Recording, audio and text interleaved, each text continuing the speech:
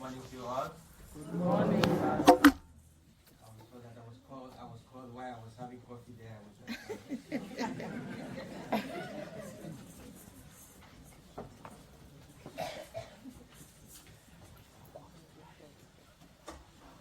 well, I would like to introduce myself before I begin my topic today. As well, I'm very,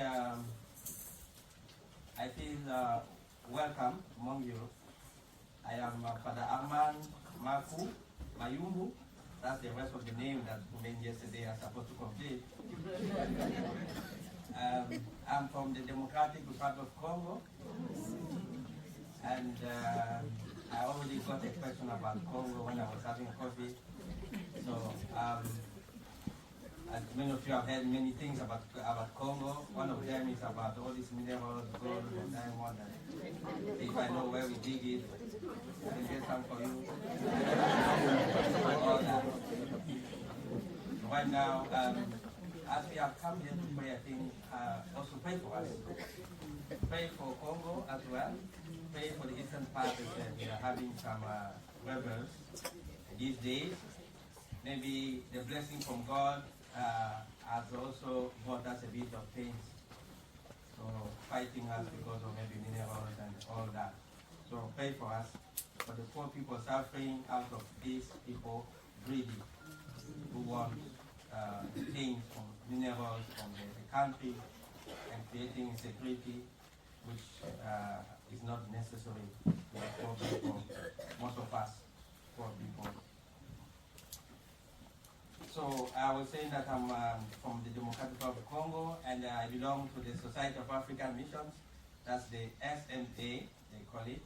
Society of African Missions is a missionary congregation which was founded in France, in Lyon, in 1856.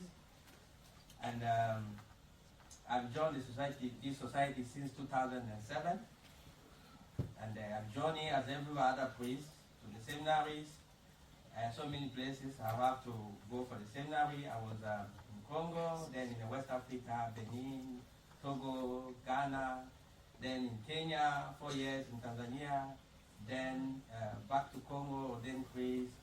So I worked in Nigeria for 3 years as missionary, and then I've been in the UK, appointed to the UK the last 5 years. So I think more than my age have been spent in this business.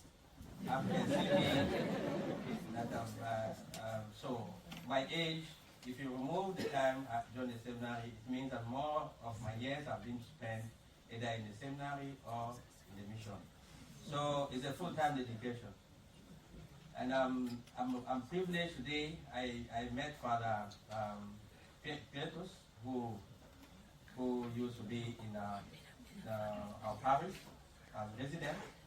So I'm in Manchester, in St. Joseph and St. Edward Parish. Father Clitus was staying in one of our parish houses as a resident. That's where I met him for the first time, I think 2 or 3 years ago now. And after he moved away from our parish house to another parish house where he's a resident now, still in Manchester. But I didn't know that he kept in touch with me. I was surprised when I got his call last 2 weeks or 3 weeks about asking me to come with him to this retreat, to join you and also prepare a topic. So I was asking myself, I don't speak any Zimbabwean language. So yesterday I had so many greetings in Zimbabwean language, but I'm sorry I couldn't answer any of them.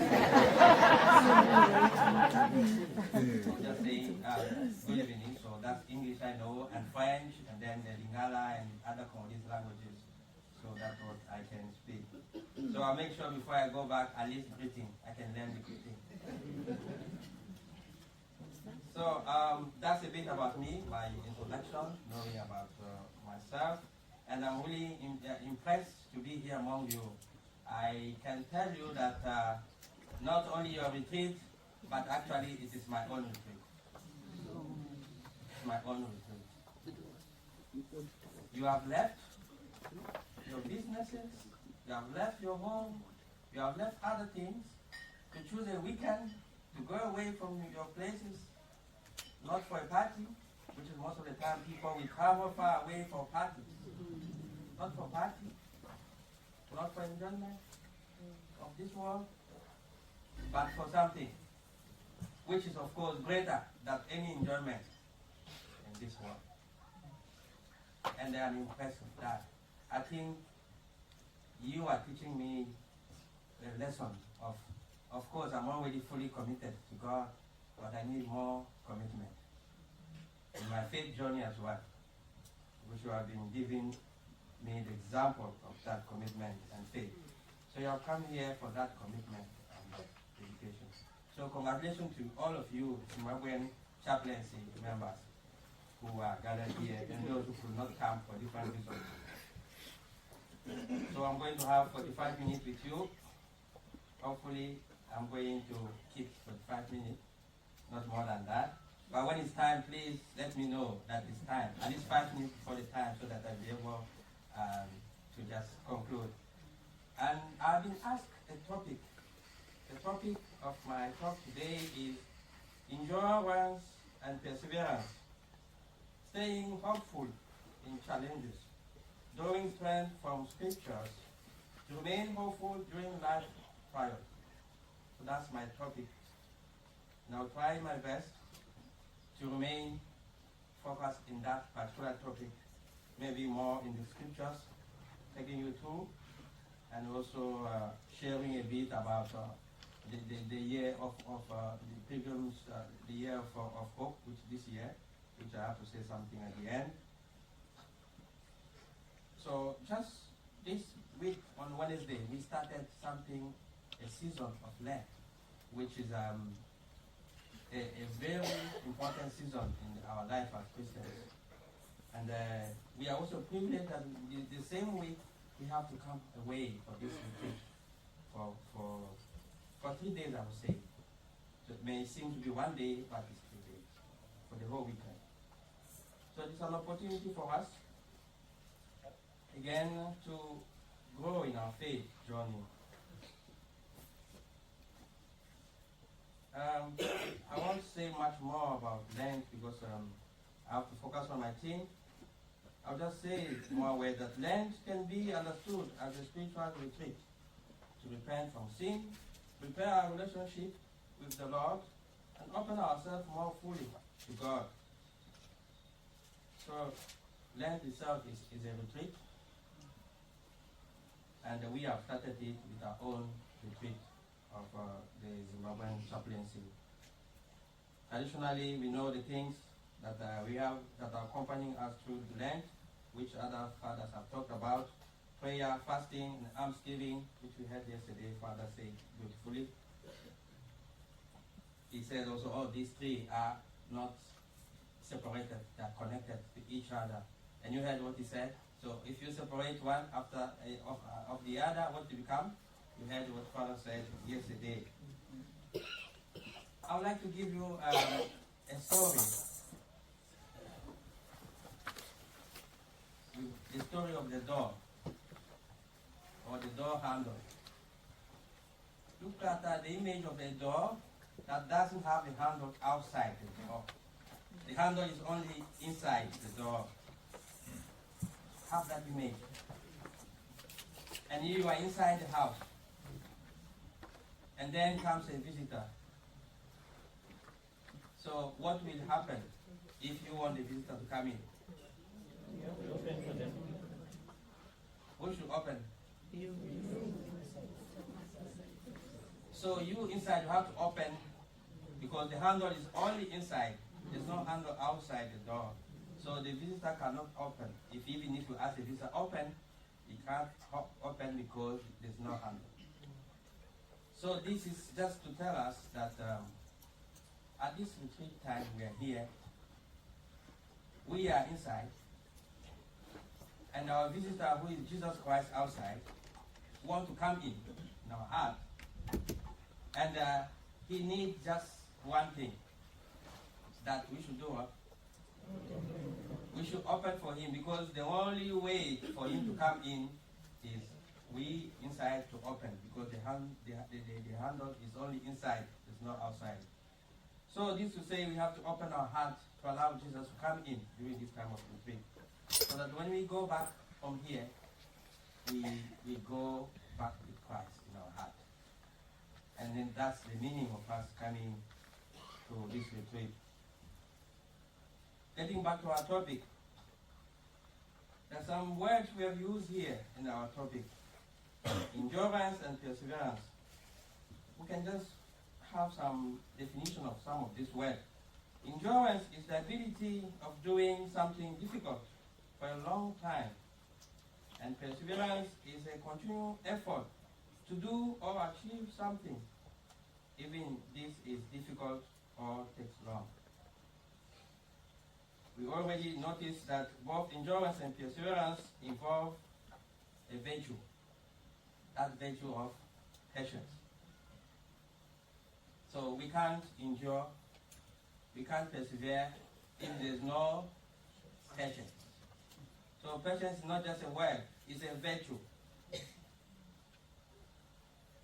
And then if you check, later on you read Galatians chapter 5, verse 22 to 23, gives us a beautiful list of these virtues.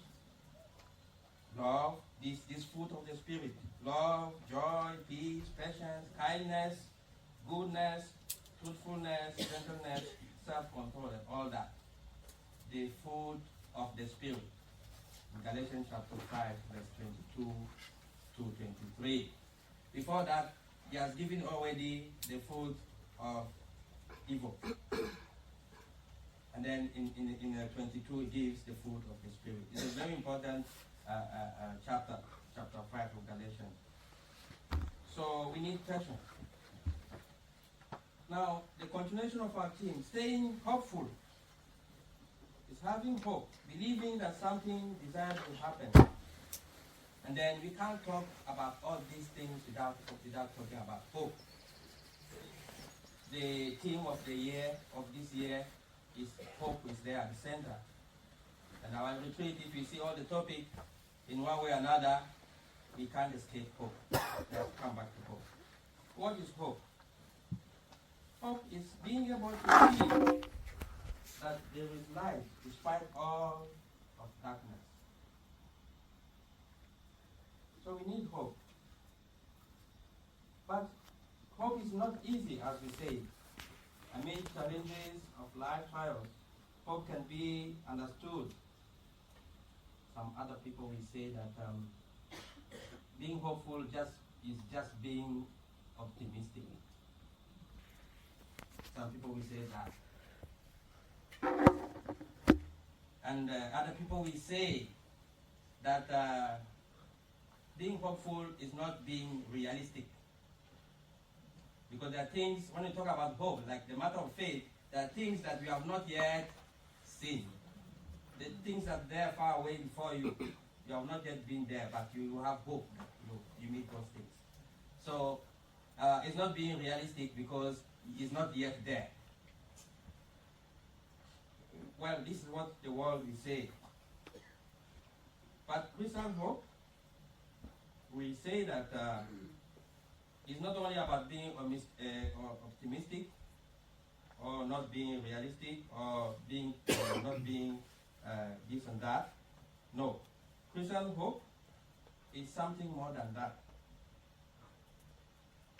Christian hope must be rooted deeply in faith. To understand Christian hope, you don't have to understand this in terms of being realistic or being optimistic or bring anything of pessimism. No. To understand hope, we have to root it in our faith. Before me, Father gave a very beautiful reflection on hope, on faith, and I'm adding hope to that, to say that hope has to be rooted deeply into faith. And as you know, faith, hope, and charity, they are siblings, isn't it? Hope, faith, and charity, they are siblings. So they are theological virtues, we call them. So they are together, the three of them. faith, hope, and charity. Theological virtue. Why do we call them theological virtues? Because anything when we talk about theological is involved theos, is involved God. So these virtues are earned by God himself. They come to us from God above without any of our permission. So faith, hope, and charity. Very important. So that's why I said hope has to be rooted deeply in faith. We can't talk about hope in terms of something being realistic or optimistic. No. That is, we have to be rooted in faith. And it's very important for us to do that exercise.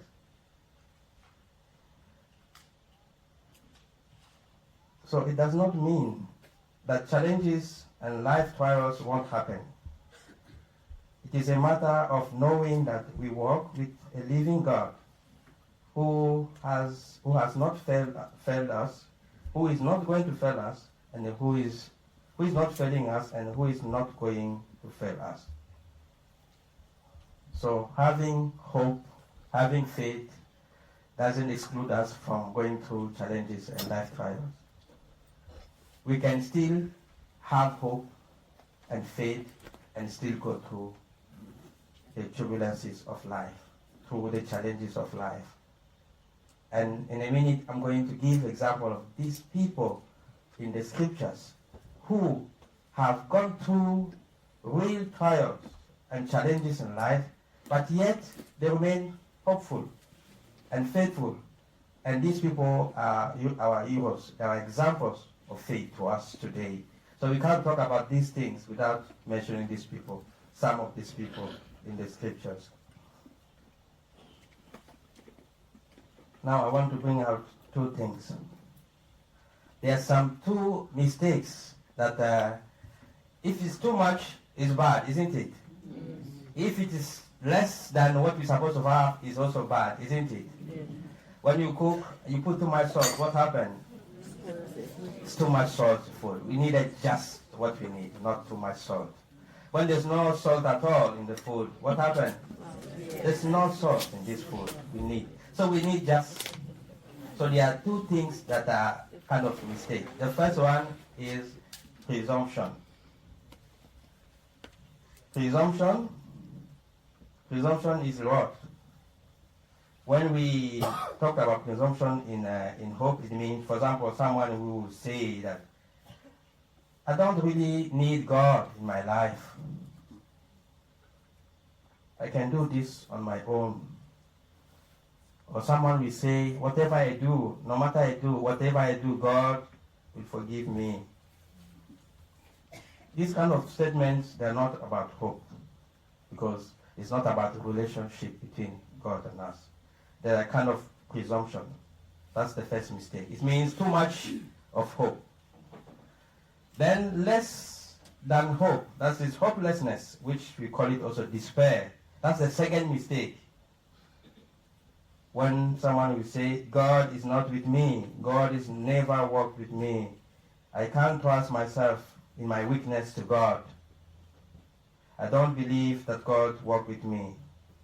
And here we mention two examples. The first one, the first example of despair is the example of Judas Iscariot. Judas have just betrayed Jesus. And he is despaired. For him, this sin is too big that Jesus will never forgive me. So what should I do? I have to kill myself. He hung himself. That's the sin of hopelessness, which is not good for us Christians.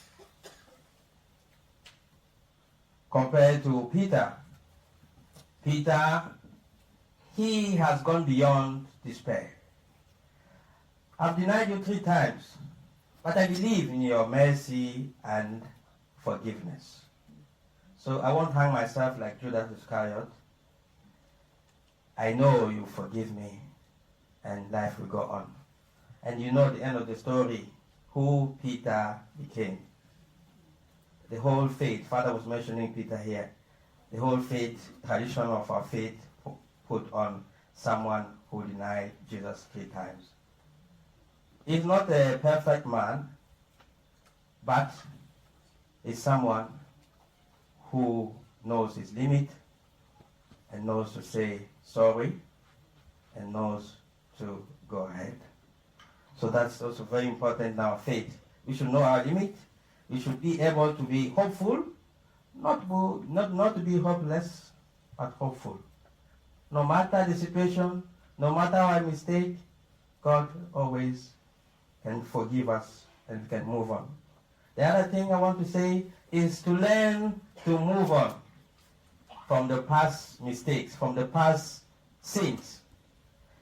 I'll give an example. I'm not saying any name of the person. Myself, I've forgotten the name of this person I'm giving the example for. I don't know where and who. A man or a woman, not only a man, it can be a woman, so, of 90 years old. Please don't take the age, don't take the man and the woman. You don't have any name, no offense to that. It's just a lesson I want to take to that. Who comes to confession? I'm not revealing the secrecy of confession, which I'm not allowed to do. Other priests are here, so they can. I'm not revealing any. Anyway, I don't know even the name of the person, where I met this person, I don't know. So, which I'm not going to remember even here, whenever I have confession. No. I don't know. So, this person came and confessed, Father, I've sinned and I've committed the sin of adultery. Okay, God is merciful. Usually, as a priest, we don't question people's confession. We don't judge. We are not there to judge. We are there to help you, to guide you, to meet the Lord of mercy, who forgives. So, at that time, I was tempted not to question, but to help understand more.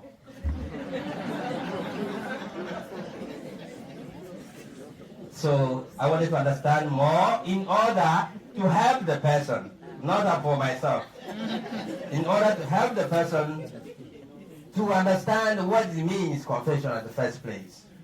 So I said, Mama or Daddy, how old are you? Or 90, because I saw the person was already in 90s or early 90s. And you committed adultery at what age?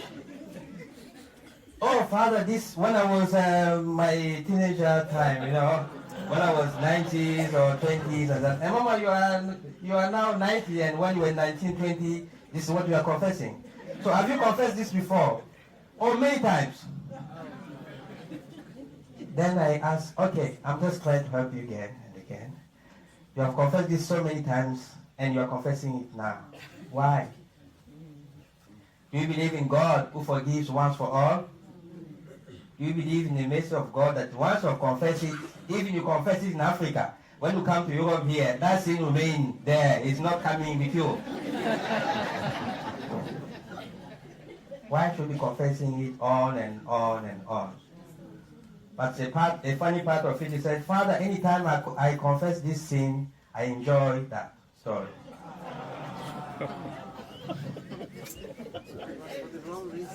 Okay, so that's the end of the story. Don't mind this story. But what I'm trying to say here is what? Is letting go. Letting go the things of the past that you have done, that God has already forgiven, and we don't have to hang to these things. Who couldn't let go? Judas Iscariot. Couldn't let go. Well, you have betrayed Jesus, you have sold Jesus, that's fine, and you have killed him, all that. Let it go. Go and cry for your mercy and for your forgiveness, and let go. We have our own stories, each one of us, of things that God has forgiven, actually. But we still think about those things. But in this case, in your case, I'm not sure that you are thinking about this thing as you enjoy the stories, like this person. In your own case, maybe you are thinking that God is still holding his forgiveness. No. God is a God of mercy, and God forgives once for all. So whenever you go through these experiences, let go to God through the sacrament of penance, which Father is going to talk about it soon in the afternoon, and let it go for life. Don't remember things that are going to bring you challenges in life and bad memories. God has forgiven and has forgotten.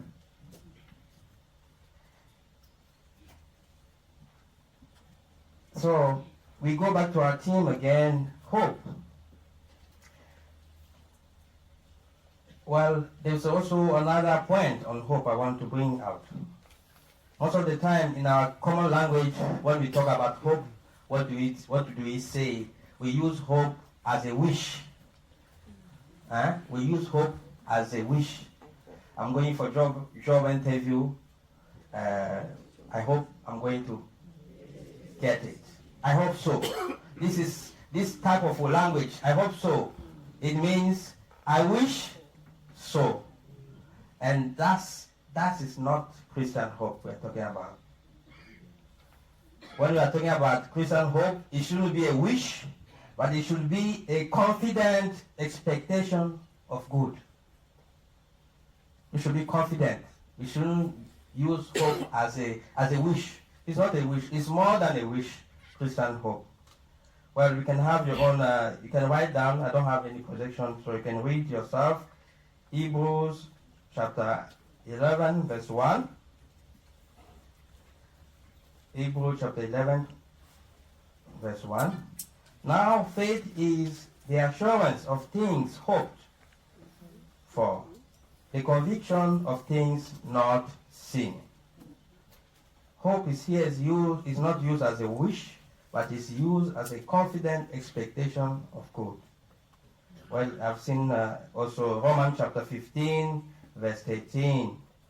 That one too, you can read it on time and meditate on them and pray with this. May the God of hope fill you with all joy and peace in believing, so that by the power of the Holy Spirit you may abound in hope. Psalm chapter 39, verse 7. But now, Lord, what do I look for?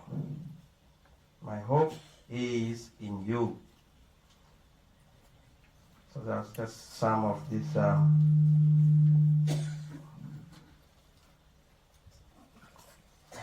of these.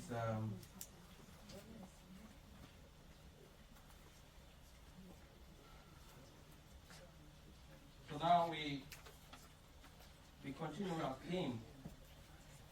In our life, we have so many things that bother us, so many challenges.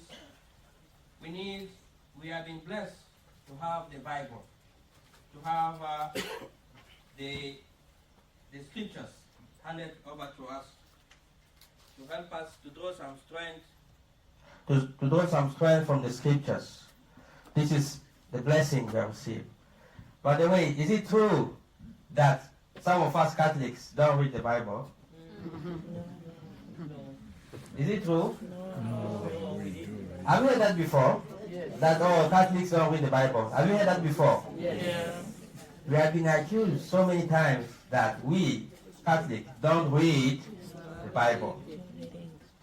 Whether it's true or not, what I would say first of all, coming back to our Holy Mass, the readings of the Mass, we read, our readings go from year A, B, and C. Do we know those things? Yes. Now, from year A, B, and C, and all the time, Lent, Advent, Christmas, Lent, all that we go through, it makes that from A, B, and C, at the end of the day, 3 years, we do what? We cover the whole Bible. If you see the readings from year A, B, and C, you understand that we went from one book to another, so that at the end of 3 years, we have covered the whole Bible. So how many times have we gone this round of year A, B, and C? How many times? Many times, right? According to how long we have lived in this world. And how long we have been going to church. So how can we say that we have not read the Bible? At that point, how can we say that we have not read the Bible? Or we don't read enough of the Bible? That's one. Then about the people who themselves who take their Bible and read it at home. How do we know if people in their homes, they have Bibles and they read them? How do we know? We don't know. Do you have Bible in your houses? Yes. Well, people will tell me today, Father, Bibles are in the smartphones. But there's a problem with me with that. I don't have my phone here anyway, so there's a problem with that. I've tried my best to use my phone also as a Bible. It has never worked. The phone distracts us sometimes, isn't it? You want to read the Bible in the phone, then the message coming through WhatsApp. You want to use your Bible to focus a bit on the Bible, just one chapter, a message coming through Messenger and Instagram and TikTok. Or there's a TikTok call there about meeting, whatever. So the phone have never helped me personally to focus on my Bible. If I put the tablet to have my Bible there, beside the Bible, there's email that's coming in again. So you go to the email and leave that. So my suggestion is that we shouldn't get rid of our physical Bible. Let's purchase our Bibles. When we are doing Bible business, let us do Bible business. Leave the phone aside. That's my own suggestion to you. When we are dealing with Bible business, let's deal with the Bible itself and leave the phone aside. Because I think this has never worked with me. So we need this Bible because the Word of God that is proclaimed to us is contained in this Bible. Whatever we say here during this retreat is based on the Bible, on the Scriptures. It's not our own word, but the Word of God which is contained in the Scripture. This is a very important book which we should all have. So the assignment, as Sister was saying, I'm giving my own assignment as well. Assignment 2025 from Father Armand in Manchester is that each house, each person should have what? That's my assignment for this year to you. To have a Bible. Whether any language you understand, what is important is that to have a Bible. This Bible contains the word of life. This is where we have to draw the strength, the spiritual strength, so that we should remain hopeful, so that we should go through the life trials and difficulties. There's no magic. There's no juju. You know what is juju? Yes. How do you know it? Facebook. It's juju in Facebook. Father? Eh? Oh, you use it in Africa as well? Well, I know when we come from Africa, all of us here. So. Yeah, so there's no magic, there's no juju for you to go through life trials, to go through challenges of life in life. There's no magic for that. But the Word of God is our lamp. The Word of God is what? It's our guide. The Word of God is our way. Our way. The Word of God is true. This is what will help us to go through this life. And don't think or dream of the world without challenges. It doesn't exist. Don't think of the world without trials. It doesn't exist. If you want, leave UK, go to America. If you want, when we're in Africa, we're thinking that when we come to some places here, everything is. Have you had that experience? Yes. Anyway, I don't. You have been here more than myself in this country. You know more of these things. I'm not presuming, thinking, knowing all. But in my little 5 years here, there's no place that is perfect. There's no place that is perfect. There's no heaven here on earth. In Africa, good things are there, bad things are there. Here, good things are here, bad things are. In America, the same thing. So looking for full happiness all over the world, you'll never find. You still receive call back from home about someone died. You still receive call back home from someone is sick. You receive call back home that they need to pay rent, they need to do this, school fees and that you should have. Isn't it? You know all these things, what we're talking about. So these are things. But the only way for us to live with this reality of life, we have to have the Word of God. It has keeping us. We are all pilgrims. Now we're talking about pilgrims of hope. But even before this year, this Jubilee year, we should know that from the beginning we are all pilgrims. We are in our pilgrimage towards heaven. So here on earth we are all pilgrims. Even those who don't come to church, they are also pilgrims. Even those who don't pray, they are also pilgrims. So it means our true home is not here, is where we're supposed to be. And in this journey of pilgrimage, we need to be accompanied by this Word of God as our lamp and our guide. So very important for us. So please get the Bible. Don't forget my assignment before I continue. We have Romans chapter 12, verse 12. You can read at your own time and meditate. Rejoice in hope. Be patient in tribulation.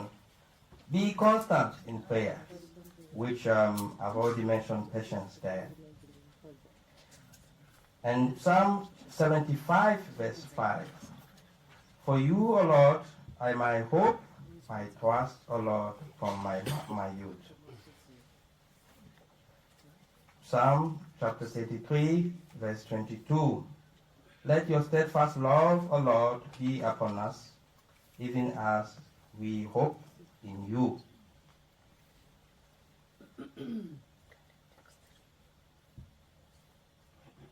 So don't forget that the Word of God is living, is active, sharper than any two-edged sword, piercing the division of soul and spirit. You know about that? Hebrews chapter 4, verse 12. You can also read Matthew chapter 4, verse 4 at your own time. It is written, man shall not live by bread alone, but by every word that comes from the mouth of God. And that word is contained where? Where do we find that word? In the scripture. You have Psalm 119, verse 105. Your word is a lamp to my feet and a light to my path. Psalm 119, verse 114 as well. You are my hiding place, my shield. I hope in your word. You have John chapter 1, verse 1. In the beginning was the Word, and the Word was with God, and the Word was God. It's not just a word, but God himself. So having the Bible meaning what? You are not only having the Word of God, but you are having God himself. Imagine you are putting God in your phone.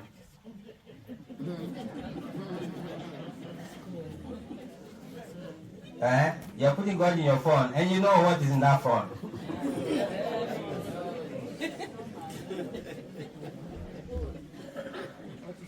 Yeah, it's not because we can do it that we have to do it. Not because we have the possibility of putting the Bible in the phone that we have to. No. Leave God alone in the Bible where the Bible is. Don't put in the phone and mixing with other things.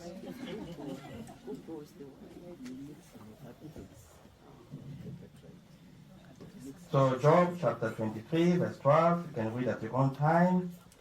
Matthew chapter 24, verse 24 to 35.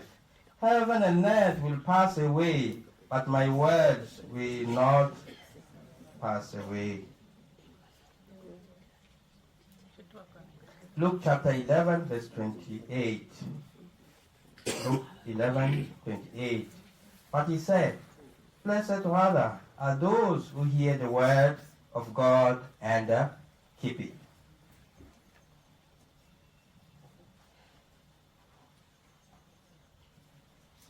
So we have said of that now. I hope my time is still okay. 2 minutes. Oh my God. How this time went fast for me.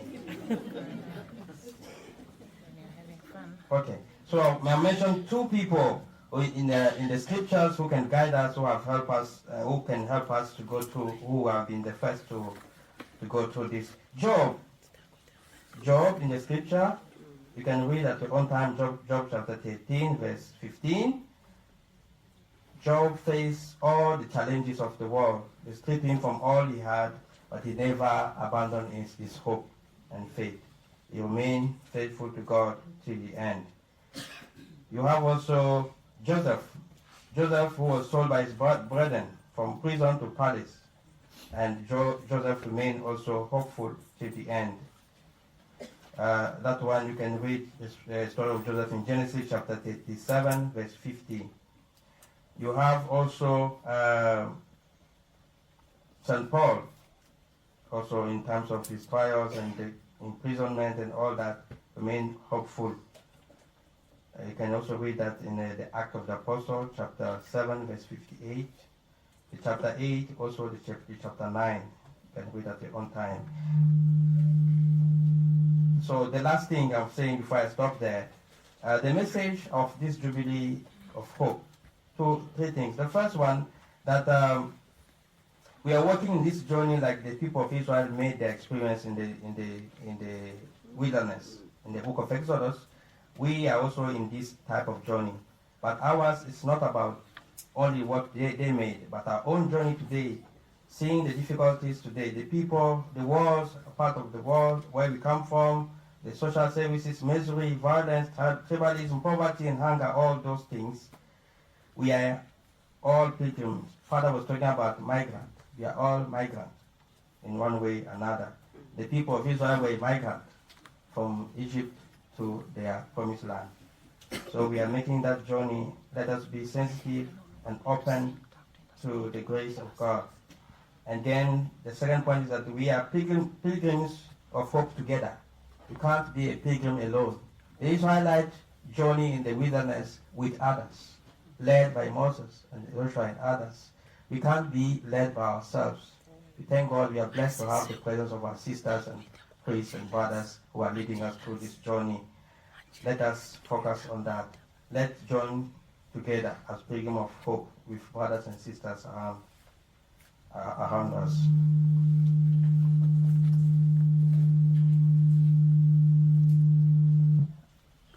I think my time is over. I'll just end there. That we continue to hope. I'll give you Romans chapter 5, verse 5, Romans chapter 8, 88 to 89, Galatians chapter 3, verse 26 to 28. So I'll end there. Romans chapter 5, verse 5, Romans chapter 8, 88 to 89,